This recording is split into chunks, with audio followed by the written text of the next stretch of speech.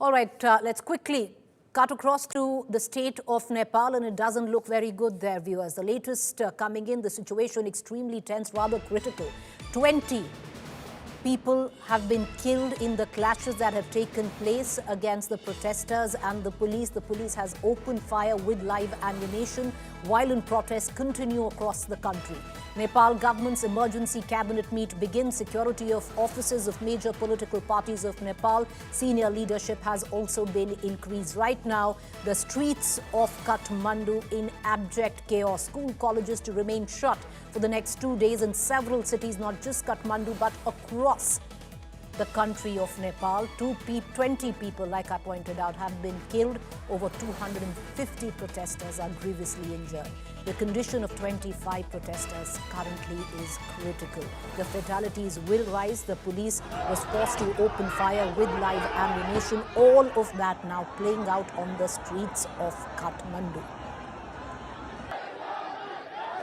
All right, what we are witnessing, viewers, has been a massive youth-led protest which has shook Kathmandu as Nepal's the Gen Z, has risen up against corruption and what the government's crackdown is on social media. More than 20 young lives have been lost, with several injured being treated in the hospital. At the back of it, of course, has been a social media clampdown by the government. The government continues to maintain that they haven't signed into what is the norms where social media is concerned, and but the youth have taken to the streets, thousands of them marching to the parliament, complete face-off, chaos on the streets of Kathmandu. The fatality count now stands at 20, with many grievously injured.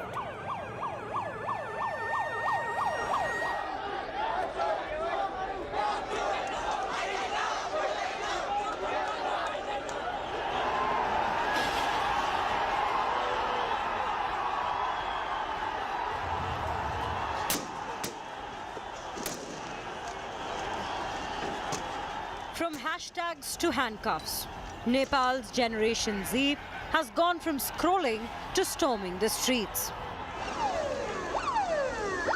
In the heart of Kathmandu, a digital rebellion is now a full-blown street revolution.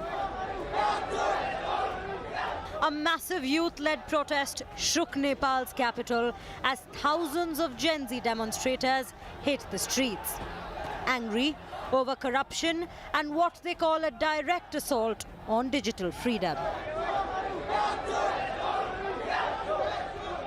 The march that began at Maiti Ghar Mandala in Kathmandu on Monday surged towards Parliament, where clashes broke out.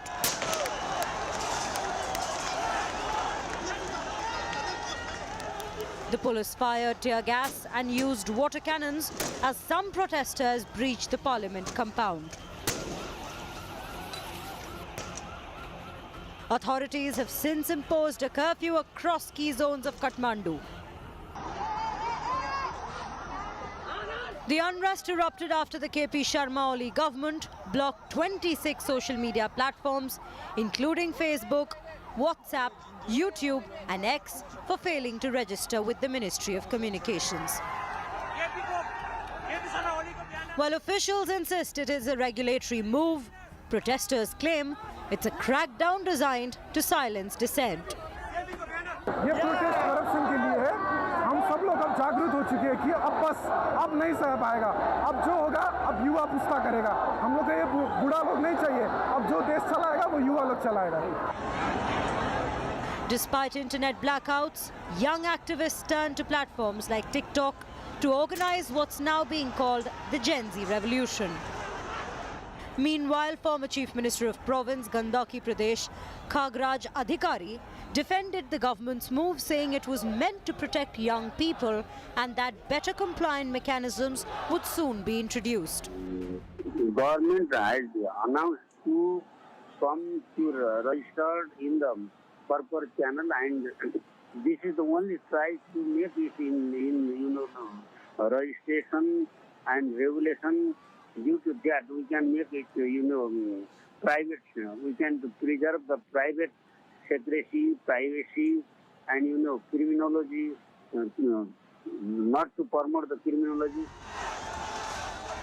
What started with a ban has exploded into a battle, and Nepal's youth is making it clear. Silence is not an option. Bureau Report, India Today. All right, I want to cut across to Pratibha Tuladhar, senior journalist, Kathmandu, because right now, viewers, the kind of indications we are getting in from Kathmandu don't look good. The battle between the youth and the government only but intensifying. Let me try and get in a word from Pratibha, who will give us a larger understanding what's really going on right now. Pratibha, what's the sense that you pick up? Where is Kathmandu headed already? 20 young lives have been lost. What's the latest?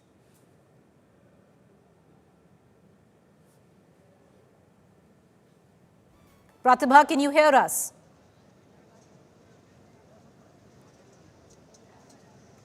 All right, we seem to be having a problem with that audio connect with Pratibha, but viewers, like I pointed out, what we've been given to understand is disturbing news coming in from Kathmandu.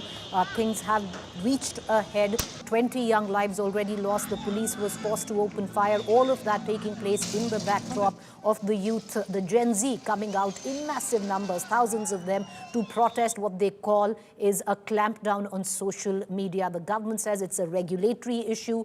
These outfits need to register with the ministry, and that's the reason why. But having said that, it's taking a larger form and shape where the youth of Nepal on the streets of Kathmandu now linking a protest where corruption in Nepal is concerned, as well as their right to free speech. I want to cut across to Gaurav Sawant, our senior managing editor who's been tracking the latest coming in from Nepal.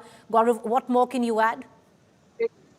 So the situation does remain extremely grim in not just Kathmandu, but across the 77 districts of Nepal. The army's been called out. As of now, reports say at least 20 confirmed dead, more than 250 injured. Sadly, the toll could go higher. There are several who've already been taken to hospital and remain critical. And this after students or protesters or youth, the Hami Nepal students were on the streets. So, it's been brewing for quite some time, but the ban on 26 social media networks, overall, whether it's Instagram or YouTube or Facebook, and it's almost 90% of Nepal's population that's connected online. Ever since COVID, a large part of their jobs come from social media platforms, and that is why it's hurting their livelihood, it's hurting connectivity, and they're saying that the KP Sharma Oli government is actually hiding its corruption and incompetence by banning social media platforms. So they're saying ban corruption and not social media. That's why this fire has intensified, Preeti, and God forbid it's likely to intensify if not controlled in time. All right, Gaurav, appreciate you joining us. My colleague Gaurav Sawant, the senior managing editor, giving us a sense of what things are looking at, where the ground situation in Kathmandu is concerned. The army has been called out, which you can see on your television screen as well. We also have Pratibha Tuladhar, senior journalist. She joins us from Kathmandu. Pratibha, if you can give us a ringside view of what you're witnessing right now, where are the protests headed? Are things in control? We saw a really dark day, I would say, in the history of Nepal. If you look at the history of Nepal in terms of the street protests that happen every couple of years and how that leads to a change in government, we've seen so many of these street protests that have had major implications in terms of what happens to the political situation of Nepal. But in terms of what we saw today, the public is furious because we've never seen this form of violence before, especially the kind that's been meted out to school students and students who were in uniform, students who were going to college, who were some of them protesting in school uniforms. And as you might have seen in the footages that were rolled out on different media platforms all day today, the protests began quite early in the morning at around 9 a.m. Some of them were in their uniforms, of course, and they came together based on this call on social media because that's the form that's been most effective across the world, right? That's how we organize people now. We organize people over social media now. And that's been the trend all over the world. And we saw that trend take the form of the protest that happened today as well. So all these young people went out on the streets to protest. And they were hoping, they said, that it was going to be a peaceful protest. But of course, situation got out of hand, as we've seen during the day. All right, the And situation, yes. Go and ahead. and curfew has been clamped down in different parts of the city, and of course in some places of the city there was defiance of curfew, and that was because Right.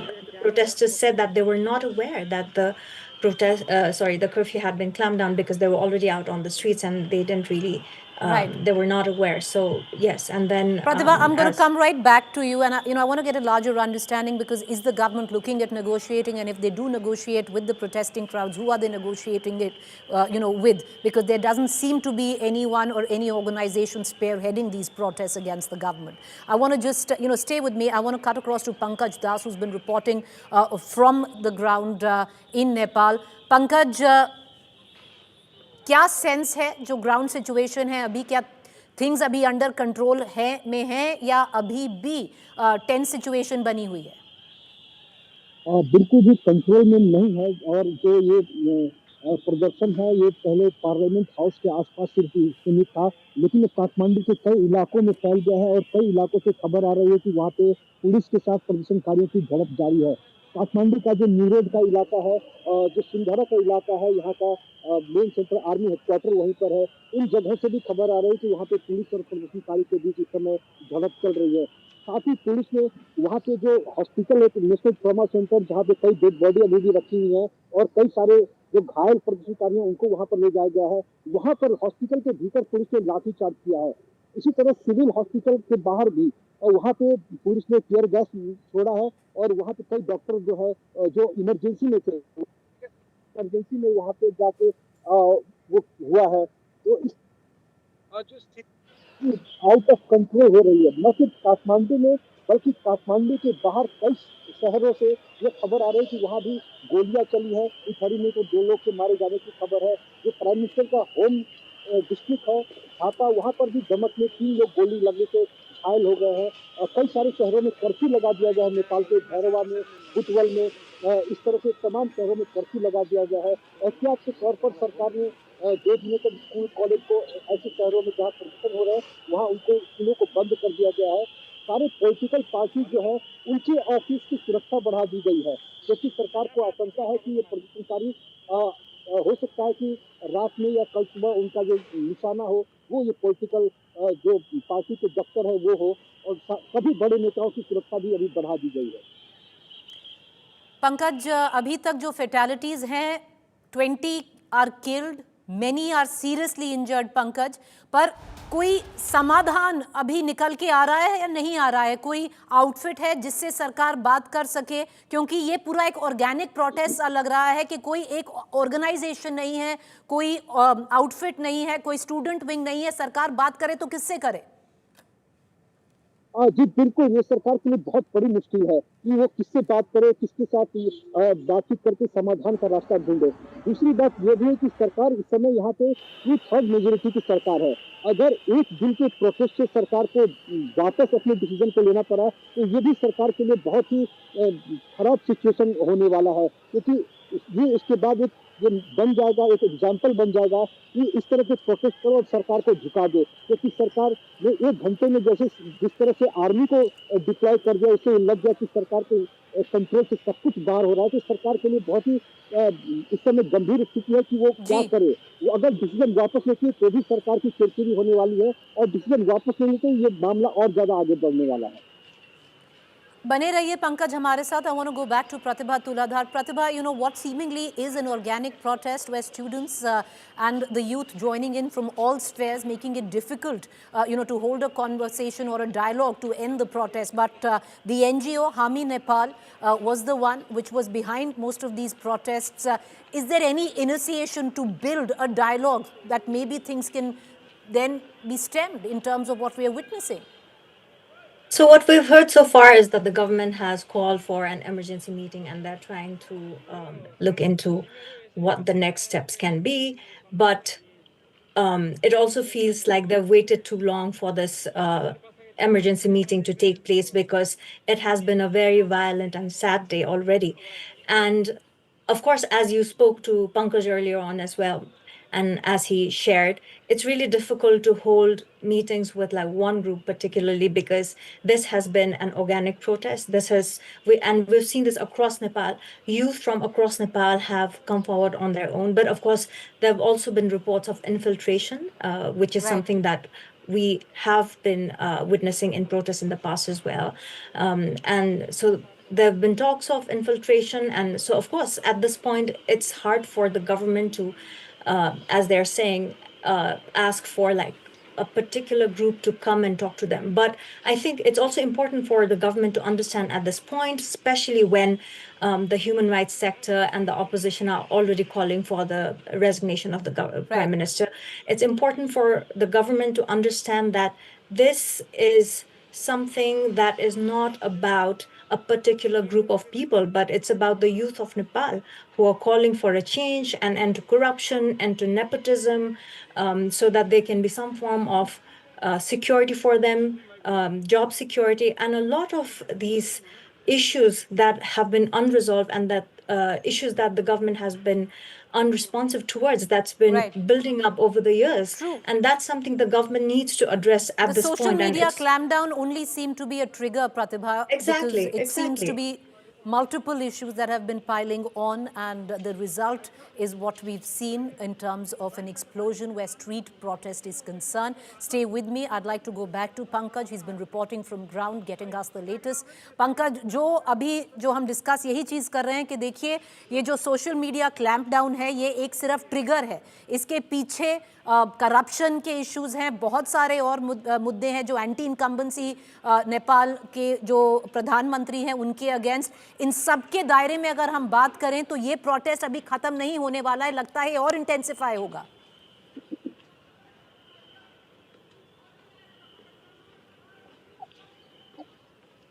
Pankaj, आपके लिए था ये सवाल।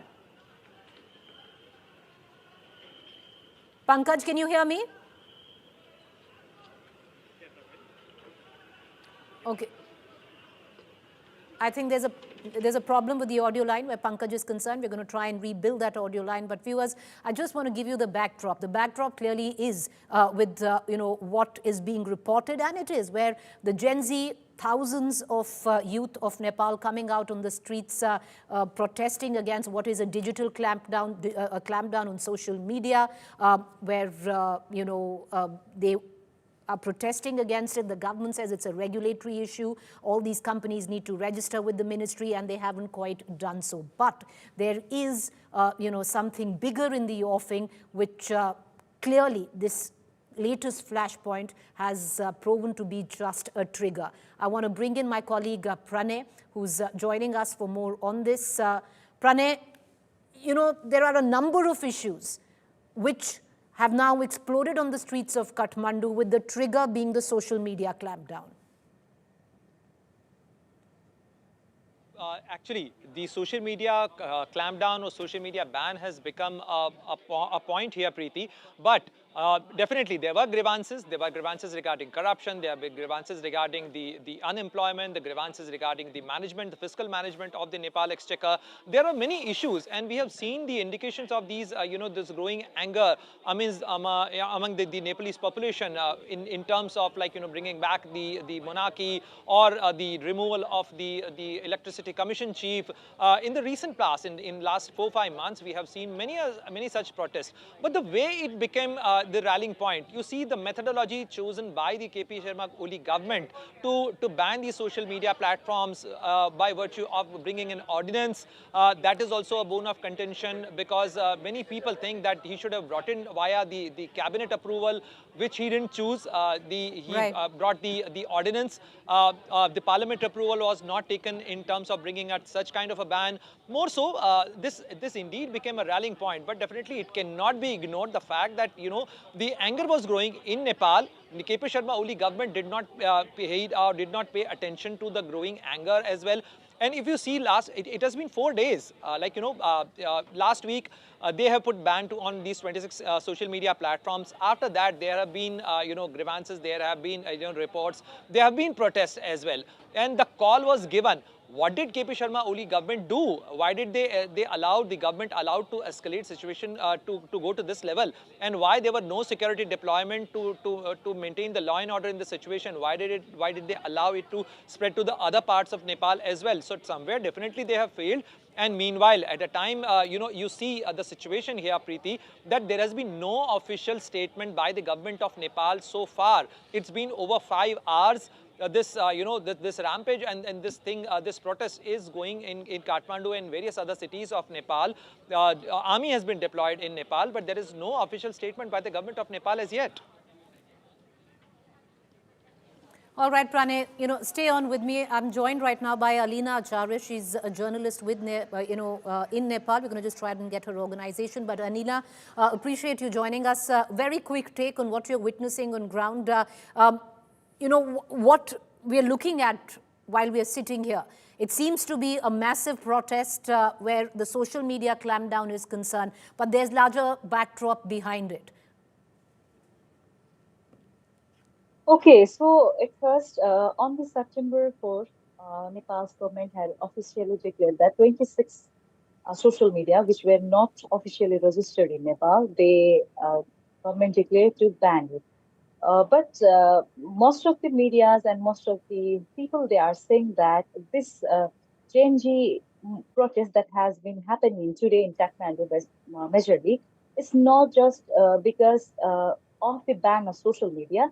As we can see that different protests have been happening all around the world by changes for different changes, and this is one of that. So, on my concern, before also on the other social medias like TikToks and others, the activities, exactly against, or let's say about the activities that has been done by government is against this Gen Z generation has been doing campaign about it. The after social media ban, it has taken a vital place, but it's not just about today moment, but also about the before campaigns that overall Gen Z's generation have been planning, I think. And as all of us, we know that almost more than 20 protesters have been killed, and 300 plus are injured, and their treatment are going in various hospitals in Nepal. And we have, if we see the banners and the placards in the protest, we can see that it's not just particularly about the social media ban, but also Right. about against corruption. If we see those banners and the campaign It's unemployment, it's that corruption, it's protesters. everything rolled into one. Just stay on with me, Alina. I'm going to come right back to you. I want to bring in I want to bring in Pratibha Tuladhar as well. We also have Pranay, who's with us. But Pratibha, the larger question in all of this, we'd seen similar scenes play out in Bangladesh as well. Of course, the protest at that time wasn't completely something different, but what it warranted later on was a regime change. Are you looking at maybe that be the larger goal of this protest? I don't think I'm really in a position to make predictions here. But then if we go by the history of these street protests in Nepal, we've always seen that every time there's been a major show like this on the streets, the regime has toppled, right? And we've just seen that the public is really furious at the moment, and we've seen calls for resignation of the prime minister, and we've already waited the entire day for some form of statement or response from the government, which we still haven't seen. And these are not good indications for the government, because if there is this growing anger that is not being addressed on time, then it does mean that it is going to have negative repercussions for the government, and it's not going to augur well for the government. And I think that is something we've got to wait and watch and see. But going by the trend of how Nepal's political protests have worked in the past, it does seem that unless the government takes an action now, or takes an action and makes a response, then it's definitely Ready? not going to The go question well is, for the government. and maybe if we have Pankaj Das still with us, is it too late already? Because there are already 20, who have been killed, over 25 here are critically injured, where you've had, the administration open fire, live ammunition. So in respect of all of that, and Alina, would you want to take that question? Is it already too late for the government? It's a pretty diplomatic question because the incidents actually government. I think, in my concern, government was not really prepared for this. As if we hear the past news and the past, the statements of ministers and the prime minister as well, they were not planning, or they were not expecting this to be this brutal. But I think the many have lost their lives, and it's really inhuman, and it's against the human rights as well. Most of the generation, they were as we seen that on the videos and the scenario, most of them were students. They were wearing school uniforms. They were wearing college uniforms. It's really brutal, but I think a government should really be conscious, be really serious. It might took this action in a completely difficult way for government, as well as Pratibha mentioned. I think this is the time to take action, to take serious communication about this protest. All right, I want to just cut across to Pranay, and then we're going to, Pranay, I want you to come in because things are clearly very, very serious, critical. The government hasn't come up with a response. What the government has actually done in Nepal is open fire, where 20 young lives are gone, many seriously injured, critically is what we've been given to understand. Pranay, juxtapose this with what we had seen in Bangladesh, our other neighboring country. A, how is India watching the developments in Nepal? And B, does it somewhere down the line, for someone who's covered so many of these conflicts internationally, augur the movement towards a regime change? Definitely, there seems to be a pattern here, Preeti, and we cannot overlook that. And definitely, India has its own concern because with Nepal, we share an open border.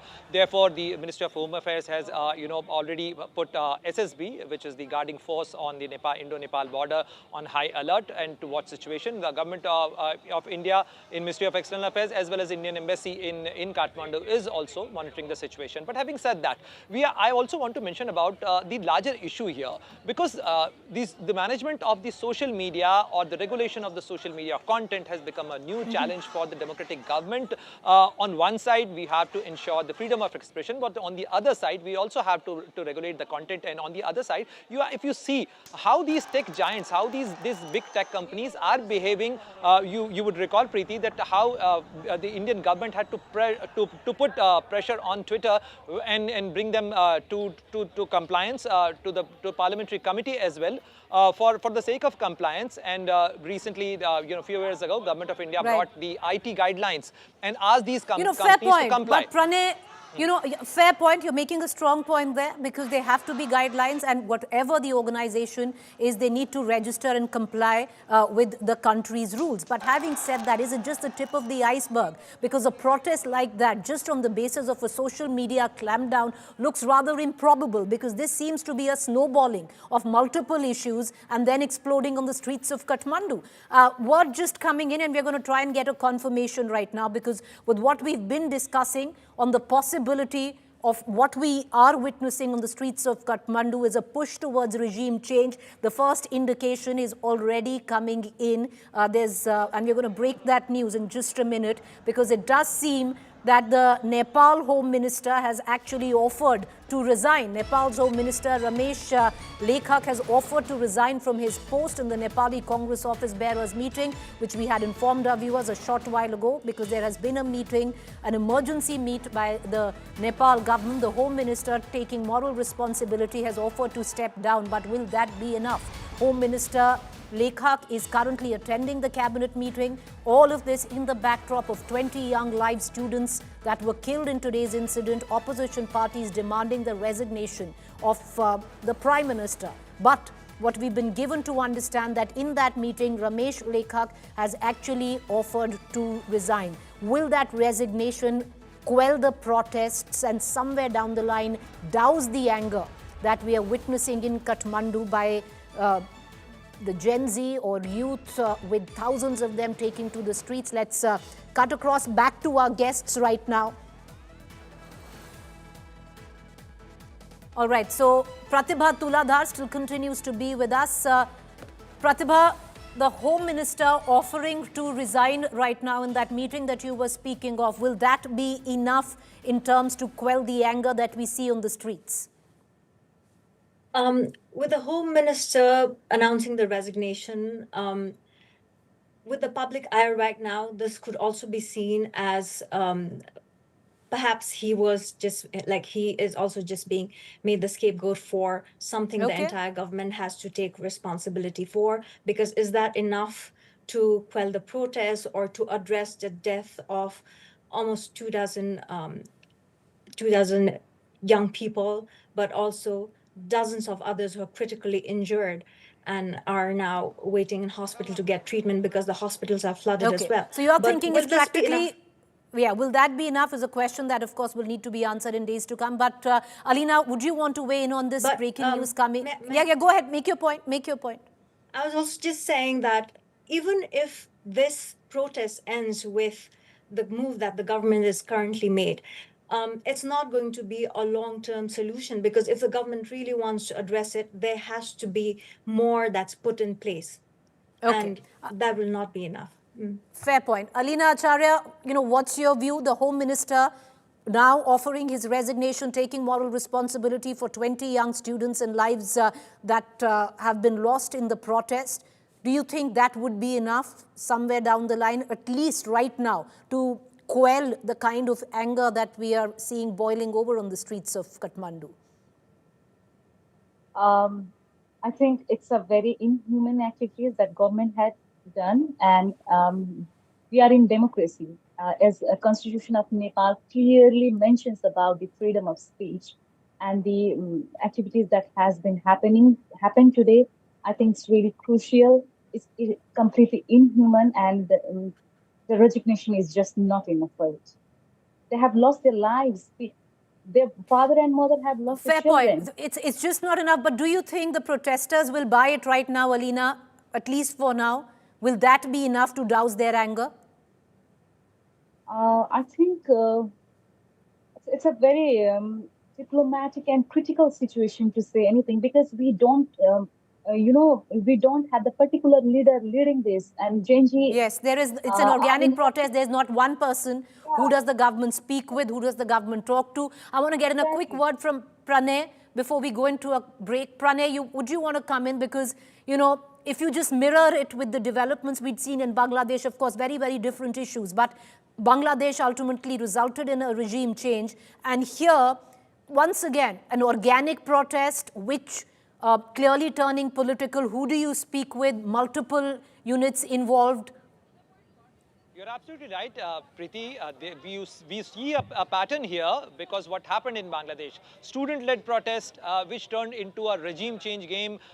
We have seen similar kind of a protest a few years ago in Colombo as well, which led to the regime change there. So there seems to be a pattern of regime change, through these protests, whether they are self-induced protests or someone has induced these protests. We do not know, but definitely the ultimate aim or objective is regime change, and these protests are being used as tool. We do not know, but definitely what is happening in Nepal and in Kathmandu, the way it is being handled, with the use of force, with the use of the army and bullets, this is definitely not the way you handle the protest, and especially your own people. When you force your own armed forces to fire upon your own individual, your own citizens, then definitely it is a recipe for disaster, and which often leads to the regime change.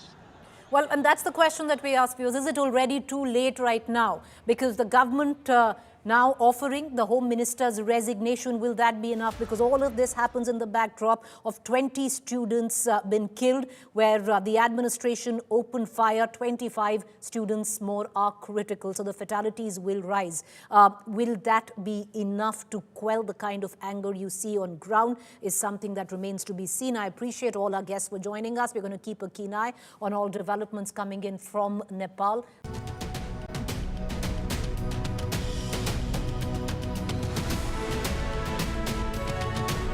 The stage is set for the vice president election on 9 September between NDA candidate C.P. Radhakrishnan and Indie bloc Sudarshan Reddy.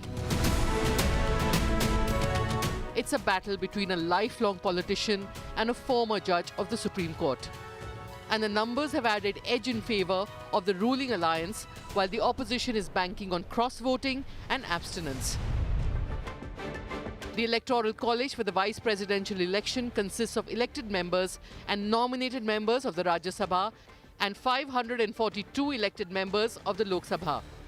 In total, the combined strength of both houses for the vice presidential vote stands at 781, making 392 the victory mark.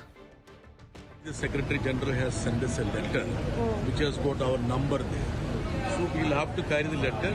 If the letter is not there, anyway we will have to carry the identity card and we will be given a slip. And on the slip, the two names are already there, Sudarshan Reddy and Mr. C.P. Radhakrishnan. We have taken a decision that only one need to be put there. Why should we give a second preference? Because our only preference is our candidate. A quick look at the strength calculation of both sides show that the numbers are stacked in favor of the ruling NDA, which enjoys a clear majority in both houses of parliament. In the 542-member Lok Sabha, the BJP-led NDA enjoys the support of 298 members. Opposition has 234 members backing its candidate, Sudarshan Reddy. There are 10 others, including independent MPs. The ruling alliance has the support of 132 members in the Rajya Sabha, and the opposition alliance of India has 77 members backing it, and there are 30 others. The NDA is clearly leading with a promise to comfortably cross the victory mark of 292. The BRS and BJD have decided to stay away from the vice presidential elections. The Biju Janata Dal has decided to abstain from the vice presidential elections tomorrow. The Biju Janata Dal remains equidistant from both NDA and India alliances. We are focused on the development and welfare of Odisha. కానీ ఇవాళ వాళ్ళు ఇద్దరు అభ్యర్థులు కూడా రెండు వ్యవస్థలకు ప్రతినిధులు. అటు ఎన్డీఏ ఇటు ఇండియా, ఈ రెండు కూటమిలకి వారు ప్రతినిధులు. వారు వ్యక్తులుగా కాదు నించున్నది, ఇండిపెండెంట్గా నించోలేదు. ఒకరు కాంగ్రెస్ తరపున, ఒకరు బీజేపీ తరపున నించున్నారు. ఇటు కాంగ్రెస్ అటు బీజేపీ ఇద్దరూ కూడా ఈ రాష్ట్ర రైతులను వేధిస్తున్నారు, సతాయిస్తున్నారు, చావగొడుతున్నారు. వాళ్ళు ముష్టి యుద్ధాలకు తిరిగే ఒక అరాచక పరిస్థితి తెచ్చిపెట్టినారు. Indie Bloc's candidate, former Supreme Court Judge Sudarshan Reddy, on his part, has appealed to NDA MPs to rise above party lines and vote in national interest, stating he would respect the outcome regardless. Despite being in the comfortable winning position, the NDA has asked all its MPs to take part in a breakfast meeting on Tuesday morning ahead of the poll. Bureau Report, India Today.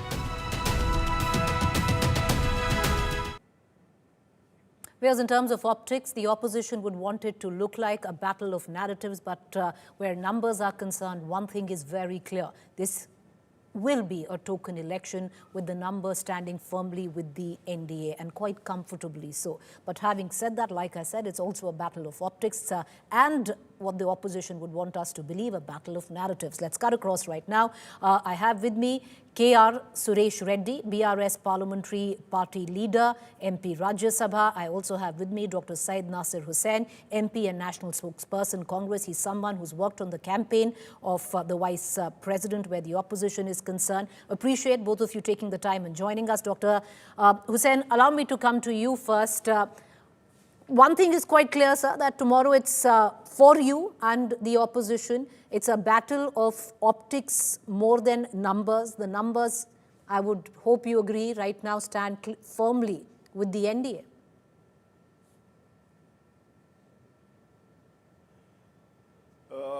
The NDA may claim that there are numbers with them, but as the entire combined opposition mentioned when we actually chose the candidate, and what the candidate said thereafter is very clear. It's a battle of ideologies, it's a battle of political positioning, it's a battle about how we see the contemporary politics in India, it's a battle about how we want to implement the constitution in this letter and spirit. It's a battle between two sets of ideas in this country. Certain parties chose not to be a part of this contest, but then we respect their positions. For us, given the circumstances, because vice president is not just the vice president of the country, vice president also is the chairperson of the Rajya Sabha. We have seen what happened in Rajya Sabha in the past few years, how things have deteriorated, how opposition was silenced, how opposition was cooled, how opposition was not allowed to speak, how mics were put off, and how the issues that were relevant issues that were raised by the opposition were not entertained as and not accommodated as a part of debate and discussions in the House. How when the bills came and the opposition cooperated, but still the treasury benches didn't want any issue that was raised by the opposition to be discussed in the parliament. So we thought we wanted to have an candidate not from any party, candidate who is not partisan, candidate who is not biased, a candidate who will uphold the values and the spirit of the constitution. So it is a battle between two sets of ideas, and it's a secret ballot. There's no whip, and our candidate has appealed to each parliament member, irrespective of which party he or she belongs to, and he has also appealed to the political parties that he will uphold the values of constitution, and he has sought to vote in that framework, and he has also appealed to their conscience. So let's see what will happen tomorrow. But Dr. Hussain, ultimately it will come down to numbers, and where the Electoral College stands right now, completely against you, 439 vis-a-vis 324. So numbers-wise, even if, it has to be a Hail Mary moment in politics, Dr. Hussain, for the India alliance to pull this through. It's improbable, and I'm sure you agree with that. See, anything can happen in elections. One, it's a secret ballot. There's no whip. That apart, we are, as I said earlier, it is a battle of two ideologies, battle between two sets of ideas in our country now. Political parties and independent MPs have taken positions, and certain parties have chose to abstain from the election. That is also a type of politics. But we wished they had taken a stand either for or against a candidate, or either for a idea or against a idea, either for a ideology or against a ideology. That would have made the election even more interesting. What are you hoping for, Dr. Hussain, tomorrow? Because you are saying that, yes, there is no whip, it's a battle of ideologies, but ultimately, some would suggest, Dr. Hussain, that maybe you could have made a political point by putting up a candidate possibly from Bihar, somebody who was Dalit or from the EBC community, where you at least make a political point in a state that's going into election. See, it is not just about the caste, it is not just about the region, it is not just about the language, it is not just about a state that is going to election. For us, if elected, what will the Vice President of India do? As I mentioned earlier, in the given circumstances, we have given the best candidate who has spoken his mind out, who has an impeccable record as a legal luminary in this country. 53 years, वो अपने senior C constitution को लगा लेके काम किए हैं. He was the judge of Andhra Pradesh High Court. He was the Chief Justice of combined High Court of the combined states. Someone also, sir, one final question. But Dr. Hussain, someone also that the Congress opposed when he was the local and is known for his. See, we are telling he is not Congress candidate. He doesn't belong to any party. He was a consensus candidate of the opposition parties, not India Alliance alone. Right. He was an He was a candidate of the combined opposition, consensus candidate. So Congress had also to go with him. All right. Okay, sir, I wish you good luck. Thank you for joining us and taking the time out. I want to cut across right now to KR Suresh Reddy, BRS parliamentary party leader, who's decided that they are going to abstain tomorrow when it comes down to voting. My first question, sir, why has BRS decided to abstain from voting? Because technically you have somebody who's Telugu, son of the soil. You could have made a point there by supporting somebody from your state. The reason for BRS to abstain from the vice president's election, if you notice, for the last 1 month, BRS party at the state level and in parliament have been fighting for the farmers' issue, primarily on the fertilizer, especially the urea shortage, which has been very, very severe.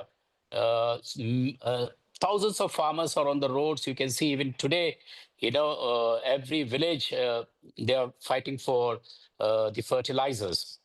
Having said this, we also tried to highlight with the central government and the state government. We went to the extent of saying that whoever gives fertilizer to the farmer, urea to the farmer, we are willing to vote.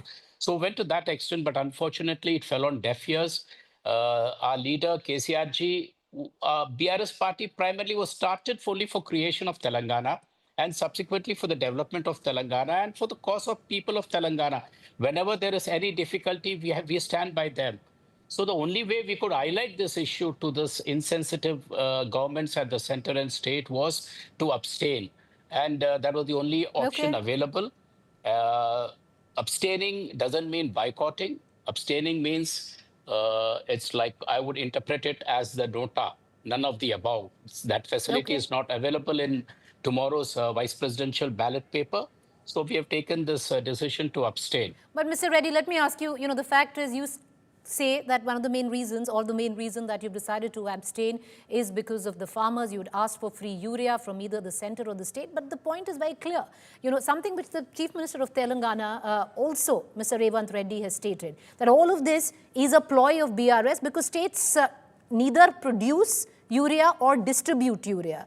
It's something that the center does.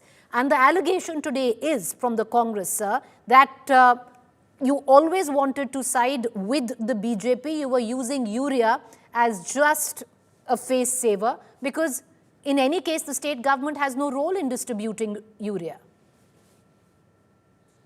Well, I don't agree with that argument for the reason being, Preeti, if you look back the last 10 years, there was never a situation where farmers had to face such a problem.